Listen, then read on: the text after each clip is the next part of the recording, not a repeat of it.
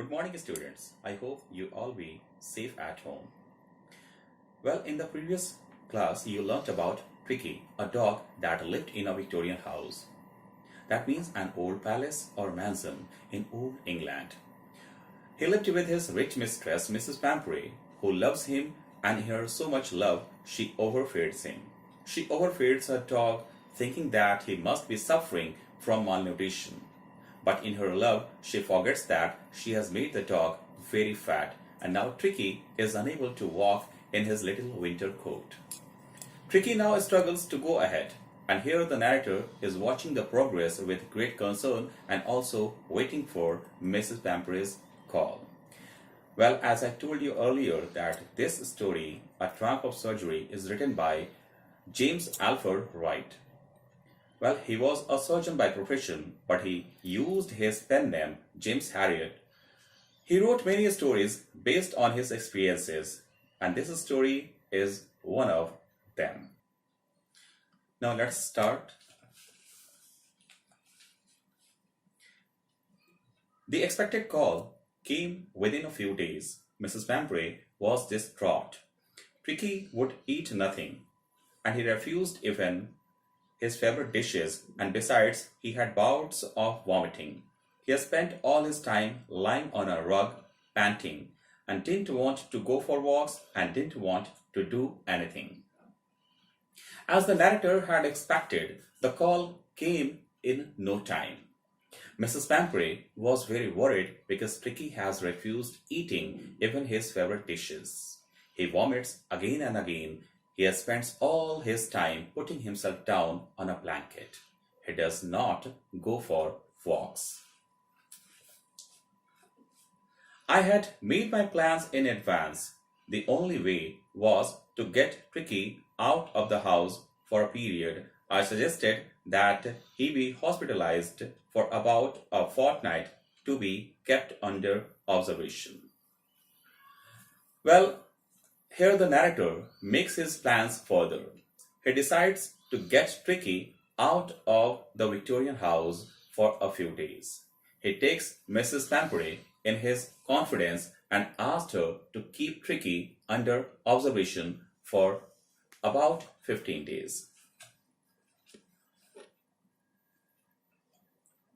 The poor lady almost swooned.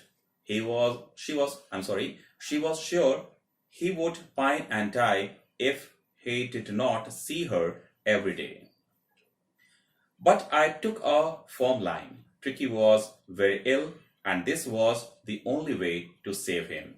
In fact, I thought it best to take him without delay, and followed by Mrs. Pampery's wailings, I marched out to the car carrying the little dog wrapped in a blanket. The pitied lady, she was very worried, and she also gets very emotional. She feels that if Tricky does not see her every day, he would surely die.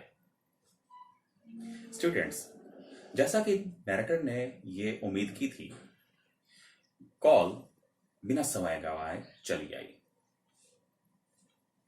Mrs पैम्परी तुरंत आती हैं narrator के पास अपनी मुश्किलों को लेके, और उनकी मुश्किल ये थी बस उस डॉग ट्रिकी की वजह से। और मुश्किल की बात ये थी कि अब उसने कुछ भी खाने पीने से इनकार कर दिया था, यहां तक कि उसकी जो फेवरेट डिशेस थी उसको भी उसने खाने से इनकार कर दिया था। वो रह रहकर वॉमिटिंग करता, उल्टियां करता, और उसका ज्यादातर वक्त सिर्फ और सिर्फ नीचे जो ब्लैंकेट बिछी होती उसी ब्लैंकेट के ऊपर बैठे हुए गुजर जाते। यहां तक कि वो कहीं घूमने भी नहीं जाया करता। इस बात को नैरेटर ने समझा।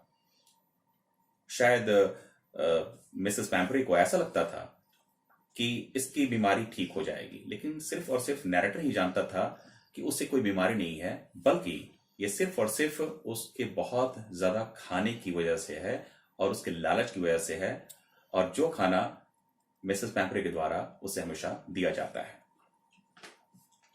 लेकिन नैरेटर यहां पे कहता है कि वो अपनी प्लानिंग पूरी तरह से कर चुका था, अपनी प्लानिंग पूरी तरह से बना चुका था। उसने ये तय कर लिया था कि किसी भी तरह से कैसे भी करके ट्रिकी को इस विक्टोरियन हाउस से कुछ दिनों के लिए बाहर लेके जाना होगा।